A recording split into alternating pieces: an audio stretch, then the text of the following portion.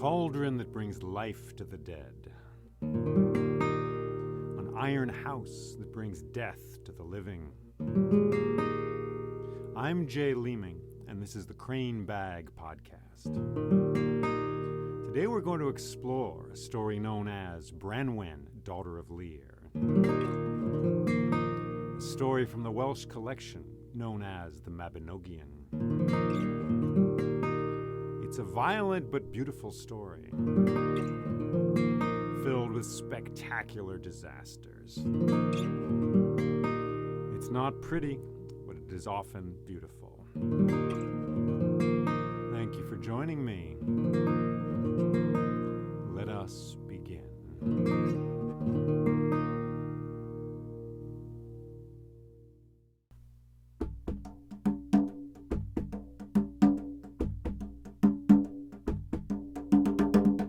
Once there was a king named Bran, who sat on a beautiful summer day on a high cliff at the edge of his kingdom, looking out at the sea. Beside him was his brother Manawydan, both of them sons of the sea god Llyr. And around them were lords and ladies, attendants and warriors as well, all of them dressed in green and blue and gold, all of them looking out at the sea.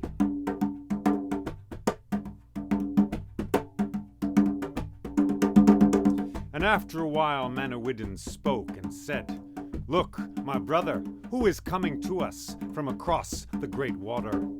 And Bran looked, and he saw that there were 13 ships crossing the ocean, coming straight for his realm. He looked carefully. Whoever they are, they do not come to make war, but to make peace. For look, there is a shield on the lead ship, and it is pointed up at the sky, and that is a symbol of peace. So they watched as these ships came closer.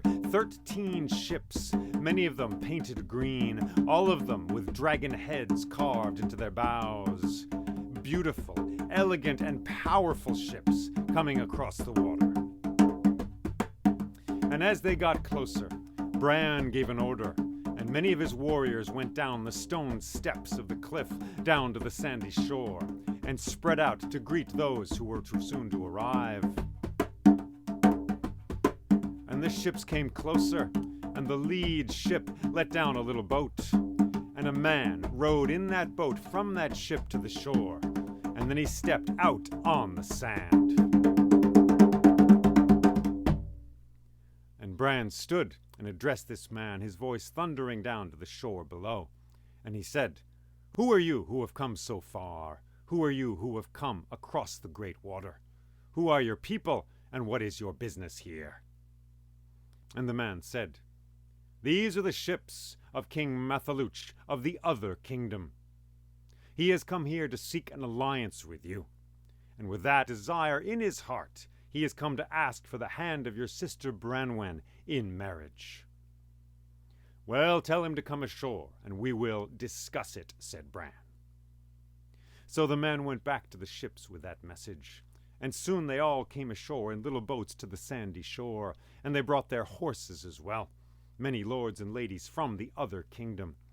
And they joined together with Bran and his people, and they all went up the stone steps and across the fields and through the forests to the palace of King Bran.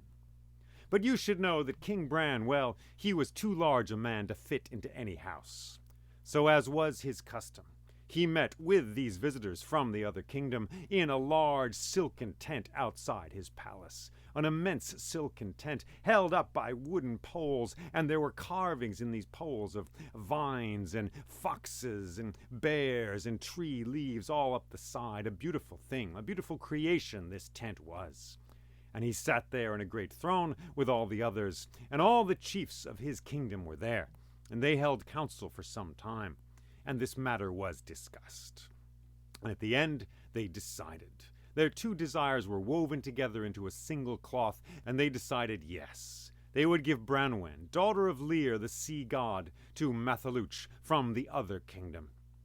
And so that very day there was a ceremony and there was a feast afterwards. And so they caroused and sang and ate the delicious things that were there and drank the sparkling wine until the sun began to go down. And when it seemed wiser to go to sleep than to stay awake, they all went to sleep.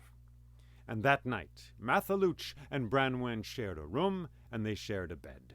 And I leave it to your imagination to decide whether they also shared the delights of love. Well, the thing is, King Bran had two other brothers, and their names were Nisien and Evanisian. And Nisien, well, he was a charming and gracious fellow with a compassionate heart. And you could put him there with two people who were bitter enemies, and he would speak to them, and he would speak to the joys of their hearts, and he would speak melodious, beautiful words, and soon they would become fast friends, who would stay by each other for the rest of their lives. Now, his brother Evanisian, well, he was something of the opposite.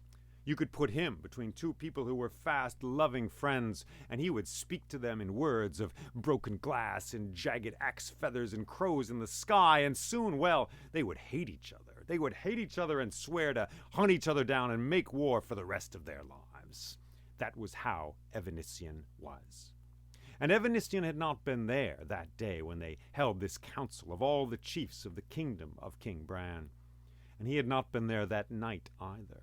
He had been out wandering the kingdom, as he often did, wandering through the shadows and the gutters of that life, finding the cracks in the kingdom and wandering there to see what weeds might be flourishing there. And he returned the next morning. Early in the morning he came back, but he did not go through the front door of the palace, no. He went the back way. He came in through the stable. And when he went into the royal stables, he saw many horses there he had never seen before. So he accosted the stable boy. He said, "You there, whose horses are these?" And the stable boy said, "These are the horses of King Mathaluch from the other kingdom. Yesterday he and his people came here, seeking to make an alliance between his realm and the realm of your brother, King Bran. And with that in mind, he proposed marriage to Branwen, your sister. And it was agreed that this would happen, and yesterday a ceremony occurred, and they were married, and there was a feast afterwards, and so it has been done. And so these are his horses." "They could not have hit upon a graver insult," said Evanisian, and he went simmering off into the brightness of the day. And that day there was another feast, and there was more carousing, and everything seemed peacefulness and agreement between these two realms. But that night, Evanisian came back. That night, when all the stable boys were asleep, he returned to the stable. And he went up to those horses, and he pulled his dagger out, and he cut their lips down to their gums, and he cut their tails down to their backs, and their ears down to the bone, and he cut their eyelids down to the skull. The horses shrieked and whinnied in pain, and he went off into the darkness and did not return. And the stable boys came to the horses, and saw what had been done to them, saw the blood dripping down like tears into the ground. And they sorrowed for their horses. And the next morning, early, a messenger went from the stables to King Mathaluch, and told him what had been done, told him the great insult that had been done to his horses, and to his realm, and to his person. And he said, "This is a great insult that has been done to me. We must leave. We must go back to our realm right away." "Yes," said one of his ministers, one of his assistants, "and I wonder, though, that they gave you such a fine woman as Branwen before insulting you in this way." "It is strange," said Mathaluch, "but we have been offended. That is simply the way it is. Let us go. Collect your things. To the ships!" So they made ready to go, and they all started walking across the grass towards the cliff and the sandy shore. But another messenger had gone from the stable to King Bran, and this messenger told him all that had happened and all that was happening, how the horses of King Mathaluch had been horribly disfigured, and how now Mathaluch and all his people were preparing to set sail to go back to their kingdom. And King Bran called out to a messenger and said, "Go, run down to the shore, tell him I will make peace, tell him I will replace every horse that he lost with another horse that is as good or better." And the messenger ran breathless across the grass to the cliff and down the stone stairs, and there on the sand he met with Mathaluch and his ministers, and he said, "King Bran wishes you to know that it was not by his desire that this was done, this great insult that you have received. No, he did not want this to happen.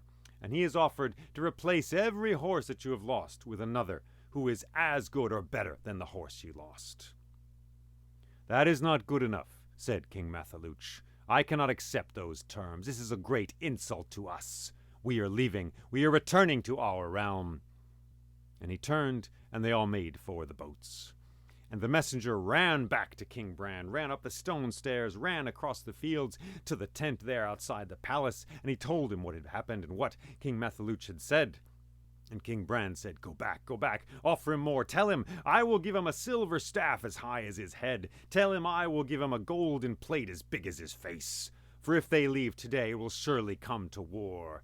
So the messenger ran back across the field, down the stone stairs to the sandy shore, and there already Matholwch and all of his people were already in the ships. So this messenger got in a boat and rowed out to the ships, and he yelled up to the lead ship there. He said, "I bring a message from King Bran, the son of Llyr, the sea god himself.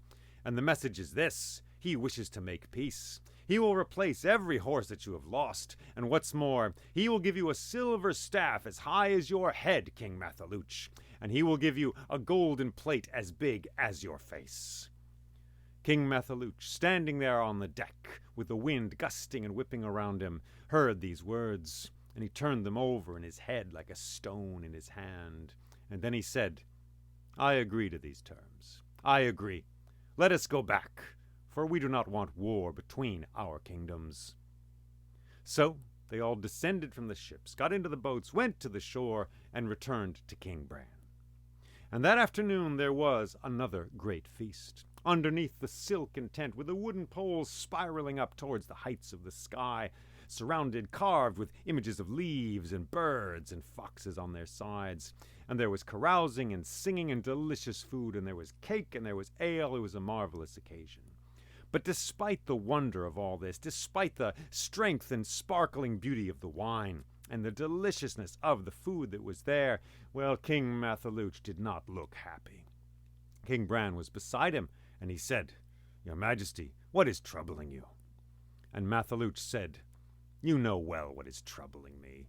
Yes, I can see that you wish to make peace, but something in your kingdom does not want that to happen. Someone or many someones, whatever it is, this is a great insult to me, to my horses, and to my kingdom. So though I can see you are of good heart, I am troubled, for there is darkness here and shadows, and I don't think it will come to good." And King Bran said, "Well, consider this. I will replace every horse you have lost. I will give you the silver staff I spoke of, and the golden plate as big as your face. And in addition to all of this, I will give you a cauldron which has magical properties. A cauldron which, when you set water boiling inside it, and when you take a dead man or a woman and toss them into this cauldron, well, after some time, they will climb out of that cauldron and be alive again, as alive as they ever were. It is a miracle, this cauldron. It is a magnificent thing. It is a cauldron of rebirth. Now, the thing is, when people are coming out of this cauldron, the thing is they won't be able to speak for the rest of their lives. But that is a small matter, for they will live and breathe again, as they once did before. I will give this magical cauldron to you. Does that help your mood? Does that help this situation, so there may be peace between our realms?" And King Matholwch said, "Well, that does help. That is a lot, actually.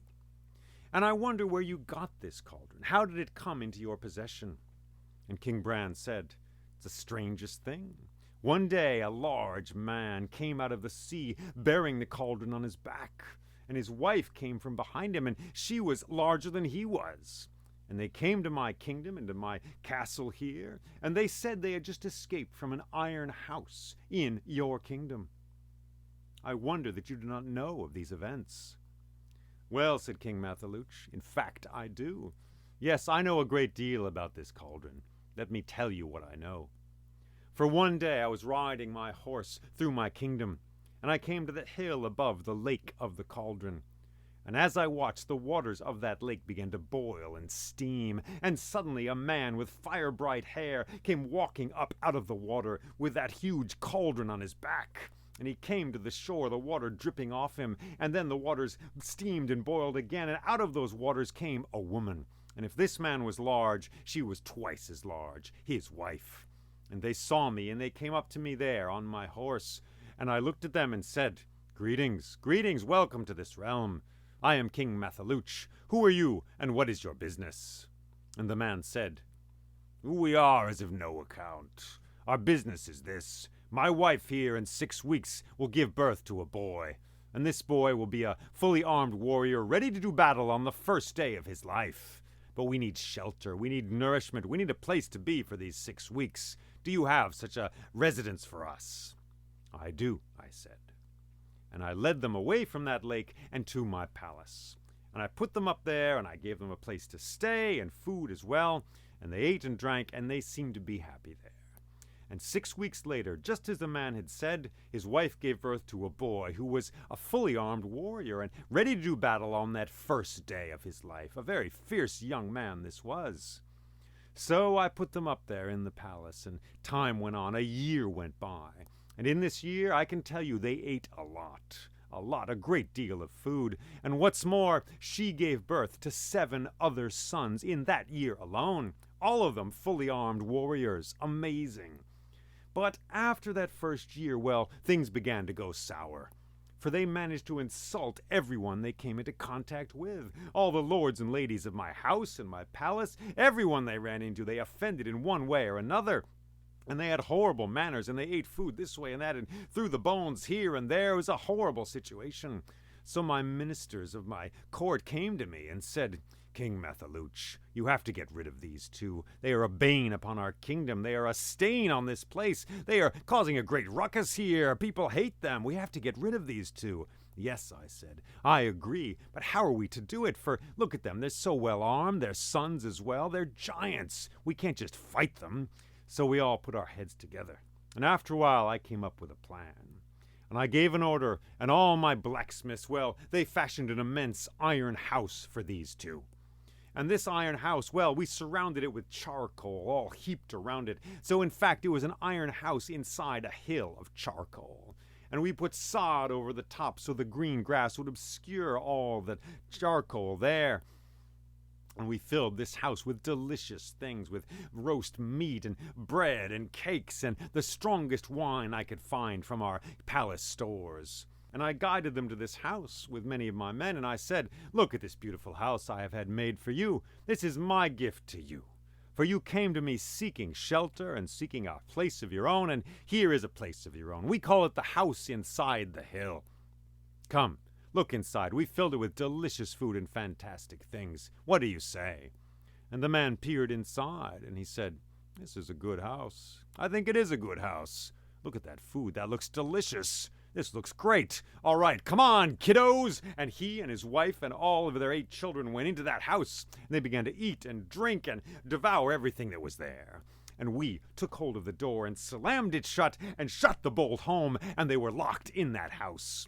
And then I gave the order, and all my blacksmiths began to ignite all the charcoal and to pump the bellows they'd brought with them, and the fire burned hotter and hotter, the charcoal catching, the flames going up. The grasses of the sod went up in shreds into the sky. Inside, we heard yelling and carousing. We weren't sure if they were distressed or frightened or simply angry or just happy with all the wine they were drinking in there. But as the fire got hotter and hotter, gradually they began to yell and shriek inside that house. The walls of that iron house became blue with the heat and then white with the heat of the fire. And outside we waited, hoping this would be the end of them, of the man, his wife, and their 8 children.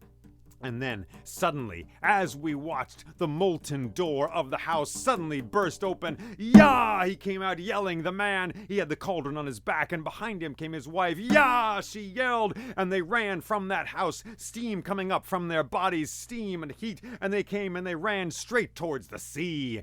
And we followed them, galloping after them on our horses. They ran as fast as they could, these giant people there, him with the cauldron on his back. And when they came to the shore, they did not stop, but they ran straight into that water, and the water steamed and bubbled around them as they went down, and they went in and into that water, and they did not come out again.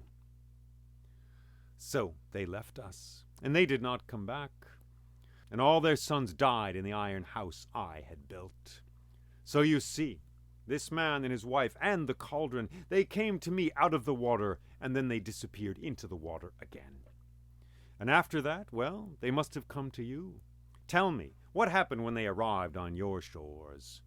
And King Bran said, "Well, they came out of the sea, and they told me they'd escaped from an iron house in your kingdom.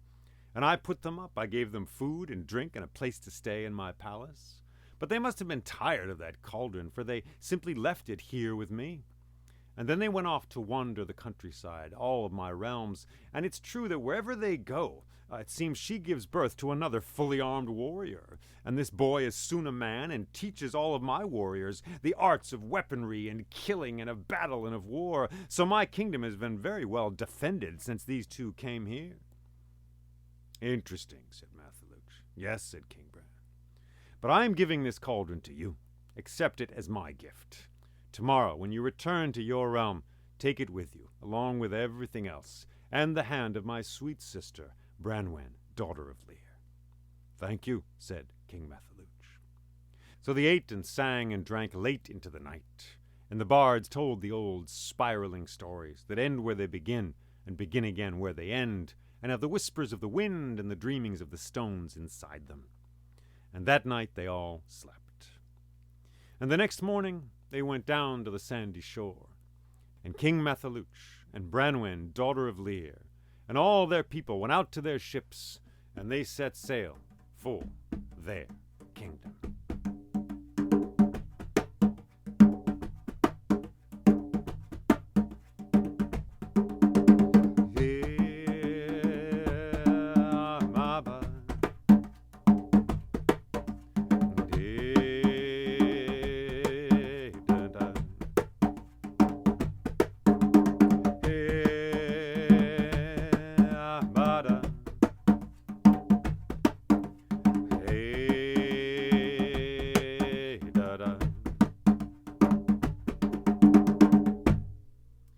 Branwen was well received in the kingdom of King Mattheluch. Everyone seemed to love her, and soon she was crowned the queen of that realm, and she gave many gifts to the people there. And she and Mattheluch lived together in peace and in harmony. And within the next year she gave birth to a son, and his name was Gwern. And he was the heir to that kingdom, and he would inherit all and be the king of that realm, and the realm of King Bran as well, when he came of age. For that was the custom in those days among these people. But the thing is, word got out about the insult done to the horses of King Mattheluch. They tried to keep it quiet, but it was not possible. People began to mutter, hearing of what had been done, the horrible way they'd been treated and spoiled and disfigured in that way. And so the ministers of his court began to mutter and speak to him. "King Mattheluch, you've been horribly offended by this King Bran. You must do something. You must take some revenge. You cannot lose face in this way." "No, no," he said. "I wish there to be peace between our realms. I will not be swayed by your words." Still they spoke and muttered, bringing the crow-feather magic of those bad feelings into those rooms. And after a while his heart was swayed.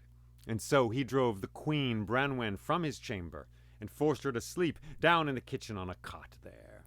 And she was forced to do the chores in that kitchen, to scrub out the pots and to scour them clean, and to carry water every day from the well to the kitchen, and to stoke the fire there so there was ashes in her hair. She worked hard in that kitchen there of the castle. And what's more, every day the butcher was commanded, after he had sliced up the meat, to box her aside the ear with his bloody hands. Bam! Just like that. So she had bruises on the side of her face, and she did not enjoy this. So time went on. Years went by, in fact, and she served in that kitchen, serving each day, working on the pots and the pans, carrying the water back and forth, ashes in her hair. And then one day, coming from the well with 2 big buckets of water in her hands, she was going along the path, and she looked down, and there in the path was a baby bird. A tiny starling, just a little ball of pink flesh, hardly any feathers yet. Clearly he'd been blown out of a nest by a high wind. She took the 2 buckets and put them down on the grass, and she reached down and she picked up the baby bird, and she walked into the kitchen. And there she found a basket, and she put the bird in the basket by the window, by the sink there. And from then on, she cared for that bird. She gave it little bits of food from the kitchen, little kitchen scraps. And soon feathers blossomed out of this bird's body, and soon it had real wings. Soon this starling looked healthy and well. And every day this starling would fly away, out the window of the kitchen, and off into the forest, up into the sky. But every evening it would return to the basket there. And every day and every night, whenever the starling was there, Queen Branwen would sing and speak to this starling. And the songs she sang, well, they were rivers and they were hills, and they were boulders and they were clouds in the sky. She sang to this starling all the rivers and landscapes of her own kingdom, the land where she'd been born and raised, for she missed this land in her heart. So her poems were songs, and her songs were poems, and the language she taught and sang to this bird in whispered and beautiful melodies, well, this language was a map of her territory, of her kingdom, the hills and valleys there, the trees there, the smell of the wind at certain places above the sea or over the forests there. And it seemed after a while that this starling, well, if you or I had heard these songs, we'd be able to find our way through that kingdom even in the dark. And then one day, after the butcher had given her an especially hard blow to the side of the ear, she went to that little basket, and she picked up the starling in her hands, and she walked out of the kitchen into the palace garden. And she bent down to that starling, and she whispered to that starling, "Go, starling, go, fly, fly to my brother, fly." And she let the starling go, and it flew up into the sky, and it flew up into the clouds. And this starling remembered in its heart all the songs and the words that Branwen had taught it. It remembered the songs that were clouds, and the songs that were the winds of the sea, and the songs that were the hills and the mountains and the valleys and the forests of that distant land. And so, beating its wings, this starling crossed the great water, and came to the sandy shore, and came to the high cliff looking out at the sea, and flew over the grasslands there, and came to the palace, and came to the great silken tent outside that palace. And there, in that tent, was King Bran on a great throne, and around him were his lords and ladies, the ministers of his court, and they were all conferring. And the starling flew down and landed on his shoulder and said, and King Bran tried to knock it away. "You bird, come on, what are you doing, bird?" And the bird went up to his ear and said again, "Branwen, trouble, Branwen, far away, Branwen, trouble, come, rescue her." And spoke in words to King Bran. And he heard these words, and they went to his heart, and his eyes flashed. And he said, "My sister Branwen is in trouble. We must go to her. Quick, to arms, quick, to the boats!"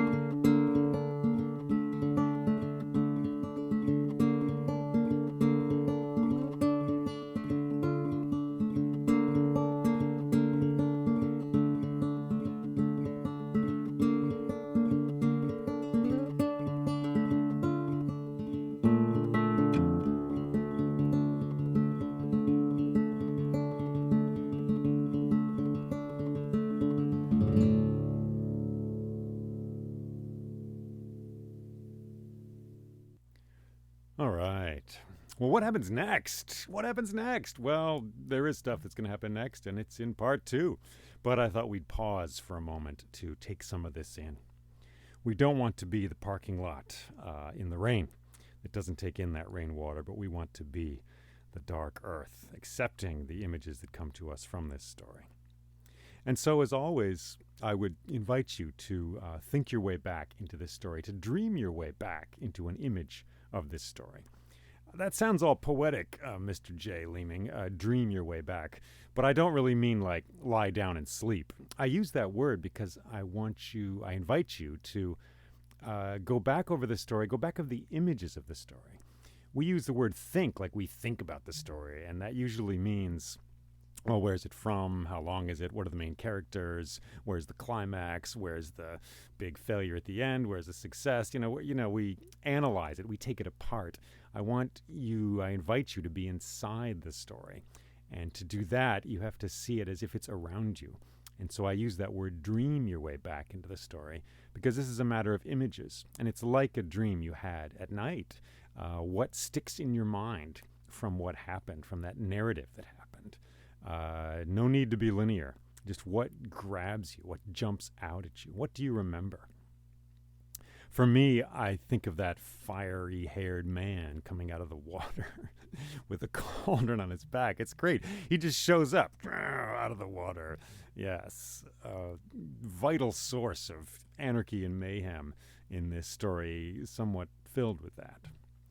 So I think of him, and I think of that cauldron coming out of the water and then returning into it.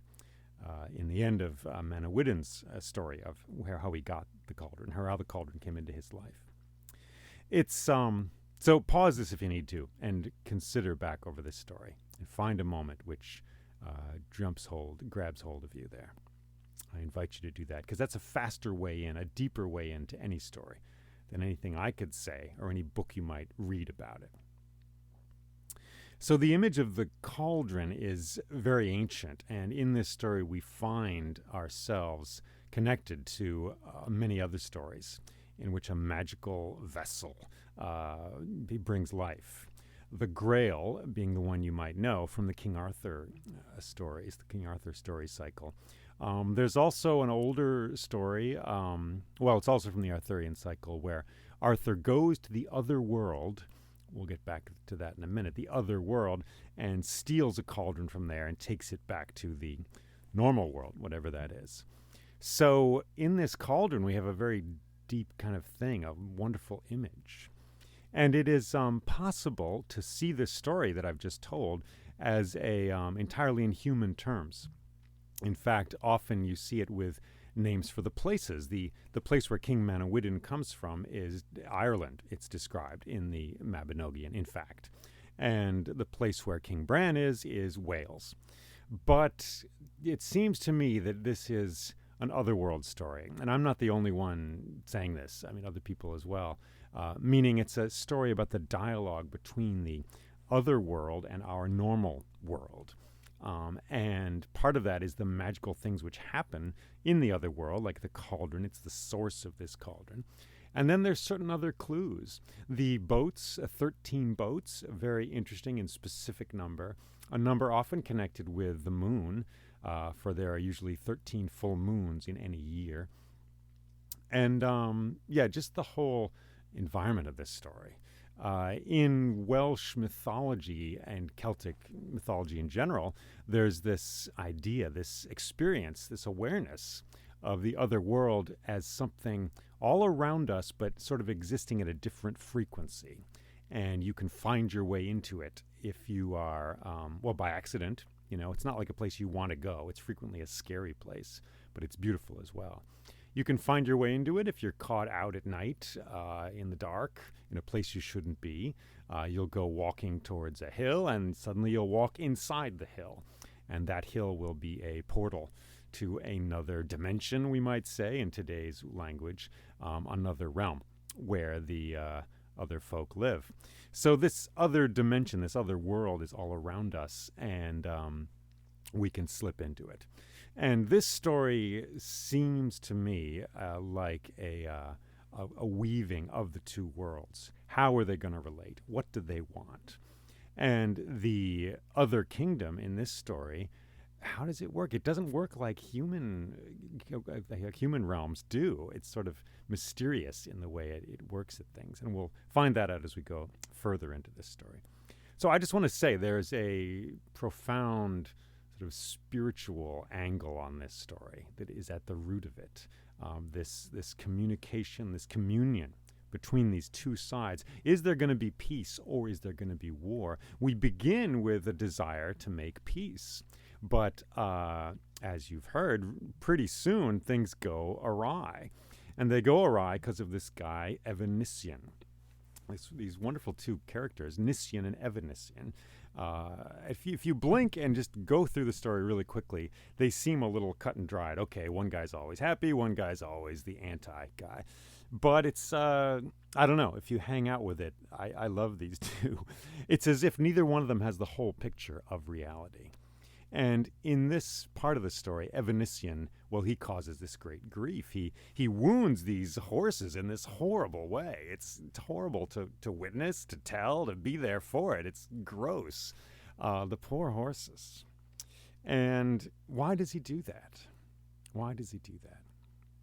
Part of me, in my modern way, wants to say he is defending the honor of Branwen, who was given away simply in this sort of arranged political deal, this marriage.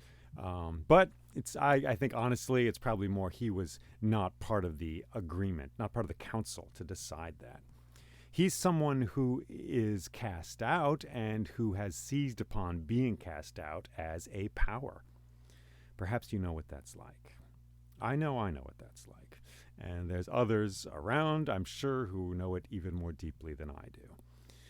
You get cast out. You're a freak. You get cast out from wherever you want to be, and then you seize upon that as an element of power, as a place of power.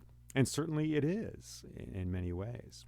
So Evanician was not there at the council meeting where they decided this. He comes back, and he's angry that he wasn't included, and he messes up the horses in a very deep and brutal way. And then starts the cascade of events, which we will see cascade even further in part 2 here. So very interesting character. And I would point out as well, this is an arranged marriage, right?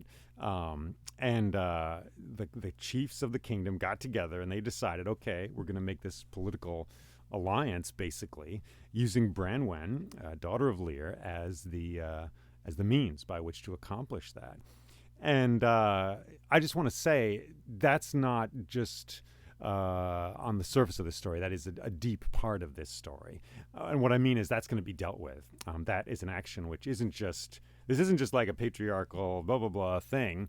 I mean, it is, but it's an act that is going to have consequences. It's not just over. It's something this story, if you have a problem with it, this story kind of has a problem with it as well. And this story is the second branch, so-called, of the Mabinogion, a Welsh collection of stories.